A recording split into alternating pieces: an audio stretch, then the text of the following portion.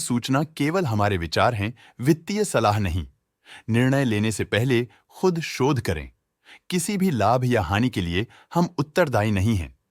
आज हम देख रहे हैं वोडाफोन आइडिया लिमिटेड के 2024 Q2 की consolidated financial performance. Starting with the sales, पिछले क्वार्टर से सेल्स में 4.03% का इंक्रीज हुआ है, मगर कंपनी ने पिछले साल के मुकाबले 2.01% का सेल्स इंक्रीज रिपोर्ट किया। Expenses 1.25% quarter on quarter increase हो गए हैं, जो साल भर का -0.81% के डिक्लाइन के साथ अलाइन करता है। क्वार्टरली एक्सपेंसेस के कंपैरिजन में सेल्स इंक्रीज होना दिखाता है कंपनी ने अच्छा परफॉर्म किया। ईयरली कंपैरिजन दिखाता है कि कंपनी ने इस साल अपनी परफॉर्मेंस में सुधार किया है। ऑपरेटिंग प्रॉफिट, जो पिछले साल के कंपैरिजन में 6.26% up high quarter on quarter around 8.2% increase हुआ। Operating profit margin OPM annual basis पे 1.67% से इंक्रीज हुआ है, मगर क्वार्टरली ऑपरेटिंग प्रॉफिट मार्जिन 1.61% से इंक्रीज हुआ है। एक्सेप्शनल आइटम्स को ऐड करके अदर इनकम पिछले क्वार्टर के कंपैरिजन 17.05% बढ़ गई, बावजूद इसके कि ईयरली ग्रोथ 769.57% है।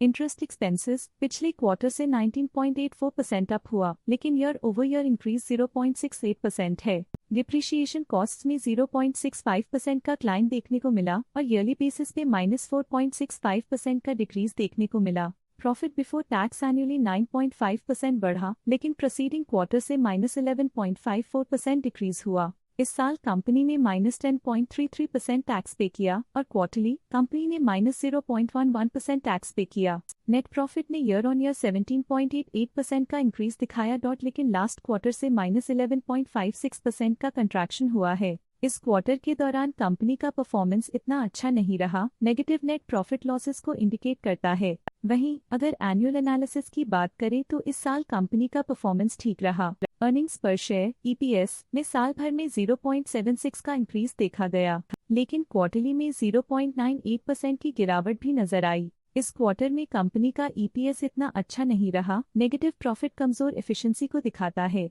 साल का EPS एक्सीलेंट रहा, जो हाई एफिशिएंसी और प्रॉफिटेबिलिटी को दिखाता है। वोडाफोन आइडिया लिमिटेड के फाइनेंशियल स्नैपशॉट को रिव्यू करते हुए कुछ मुख्य ट्रेंड्स सामने आए हैं, जो कंपनी की परफॉर्मेंस पे रोशनी डालते हैं। सितंबर 2021 से सितंबर 2024 तक वोडाफोन आइडिया लिमिटेड की फाइनेंशियल जर्नी में सबसे पहले बात करते हैं सेल्स की। सितंबर 2021 से सितंबर 2024 तक वोडाफोन आइडिया लिमिटेड की सेल्स में लगातार ग्रोथ देखी गई, जो 39,060.4 करोड़ से बढ़कर 42,687.3 करोड़ हो गई।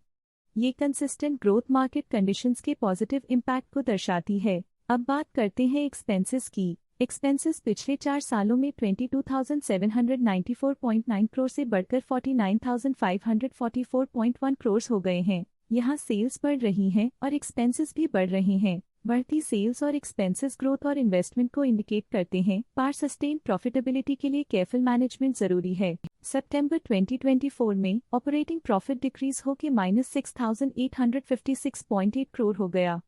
ये डिक्लाइन ऑपरेशनल चैलेंजेस और इंक्रीज्ड कॉस्ट को हाईलाइट करता है। नेट प्रॉफिट में फ्लक्चुएशंस भी देखी गई हैं, जो पिछले कुछ सालों में -28,686.2 से -30,986.8 करोड़ हो गया और इस साल -28,268.5 करोड़ हो गया। ये कंपनी के एक्सीलेंट परफॉर्मेंस को इंडिकेट करता है। कुछ पीरियड्स में EPS में भी फ्लक्चुएशन देखी गई है, जो कभी -5.06 के आसपास रहा और कभी थोड़ा इम्प्रूव या डिक्लाइन हुआ। ये इंडिकेट करता है कंपनी के एक्सीलेंट परफॉर्मेंस को दिखाता है, जो कि शेयर होल्डर्स के लिए एक बहुत अच्छा साइन है। ये negative performance Vodafone idea limited के लिए एक वेकअप कॉल है, जो कंपनी को अपनी स्ट्रेटेजिक प्लानिंग और फाइनेंशियल मैनेजमेंट को सुधरने की जरूरत को हाईलाइट करती है, ताकि वो अपने लॉसेस को कंट्रोल कर सके और फ्यूचर में स्टेबिलिटी और ग्रोथ को टारगेट कर सके। अब नजर डालते हैं वोडाफोन आइडिया लिमिटेड के स्टॉक रिकमेंडेशन पे। डॉट स्टॉक का करंट प्राइस 7.41 रुपीज चल रहा है। ICICI सिक्योरिटीज लिमिटेड ने स्टॉक की होल्ड रिकमेंडेशन दी थी।